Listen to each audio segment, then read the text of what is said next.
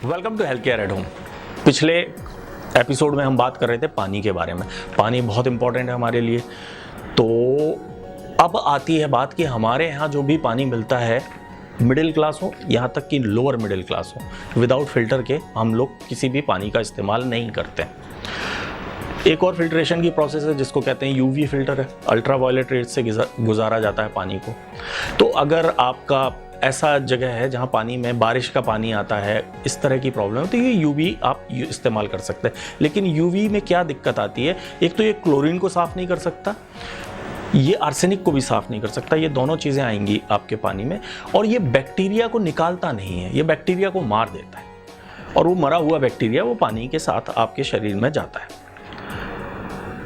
तो इस्तेमाल कर सकते हैं अगर पानी अशुद्ध है, और अगर नहीं करते हैं तो भी कोई नुकसान नहीं है। शुद्ध पानी कैसे बनाना है? सिंपल टैप वाटर लीजिए और 20 मिनट बॉईल कीजिए। बॉईल करने के बाद उसको ठंडा होने दें आप। जब पानी ठंडा हो जाए तो छान कर उसको मटके में डालना है आपको, और मटके में डालने के बाद मटके को ऐसी जगह रखना है जहां पर हवा लगती रहे और थोड़ी धूप भी लगती रहे। मटके की खासियत होती है कि अगर पानी का TDS ज़्यादा हो तो वो उसकी जो मिट्टी होती है वो TDS को खींच लेती है, और अगर पानी का TDS कम हो तो जो मिट्टी है मटके की वो अपने मिनरल्स छोड़ देती है, यानी कि TDS बढ़ा देती है। तो दोनों ही कंडीशन में बॉयल किया हुआ, मटके में रखा हुआ, जहाँ पर हवा भी लग रही हो और थोड़ी धूप भी आ रही हो, वो पानी आपके पीने के लिए सर्वोत्तम है।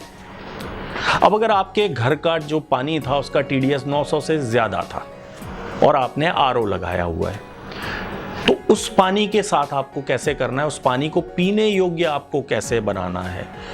वो पानी आप RO से निकालें, और निकालने के बाद इसको मटके में डाल के रखें। जैसा कि मैंने बताया कि अगर TDS कम हो तो मटका थोड़ा TDS ऐड कर देता है। तो पहली चीज़ तो जो RO का पानी निकला था वो 100 TDS का निकला होगा, मटका उसका TDS बढ़ा देगा। दूसरी चीज़, ये पानी थोड़ा सा एसिडिक होता है, तो जब आप मटके में पानी डालें तो उसमें 2 नींबू छिलके समेत काट कर, स्लाइस करके, ये आपको डाल देना है उसी मटके के अंदर। ये पानी को अल्कलाइन करेगा। लोग मुझसे सवाल करते हैं कि ये नींबू में तो सिट्रिक एसिड होता है, ये अल्कलाइन कैसे करेगा? देखिए, नींबू में सिट्रिक एसिड होता है, एसिड ही होता है, लेकिन उसका बॉडी पे जो हमारी इफेक्ट है वो अल्कलाइन है। तो जब आप पानी में ये नींबू के स्लाइस डाल देंगे, बॉयल किए हुए पानी में भी आप डाल सकते हैं, वो भी बहुत अच्छा रहता है। लेकिन अगर RO का पानी है तो आपको ये बहुत ज़रूरी है कि आप ये नींबू डालें इसमें। साथ में आप अगर थोड़े से तुलसी के और पुदीने के पत्ते डाल देते हैं, तो जो मिनरल्स की डेफिशिएंसी आती है वो भी दूर हो जाती है। इसके बाद भी अगर इस पानी को आपको और इफेक्टिव बनाना है तो एक कांच की बोतल में लेकर इस पानी को धूप में अगर आप रख देते हैं, पूरे दिन भर की धूप लगने दें, और उसके बाद इसको ठंडा हो जाने दें और दूसरे दिन इस्तेमाल करें, तो जो सन एनर्जी है वो भी इस पानी को एनर्जाइज कर देती है, और ये पानी आपके पीने के लिए सर्वोत्तम है। तो जब भी पानी पीना है, चाहे आप यूवी का इस्तेमाल कर रहे हो, चाहे आप RO का इस्तेमाल कर रहे हो, चाहे आप पानी को बॉईल करके पी रहे हो, पानी को हमेशा मटके में, मिट्टी के मटके में जिसमें पॉलिश ना की हो, उस मटके में स्टोर करें और उसको हवा और धूप लगने दें। ये पानी जब आप पिएंगे तो आप कभी बीमार नहीं पड़ेंगे।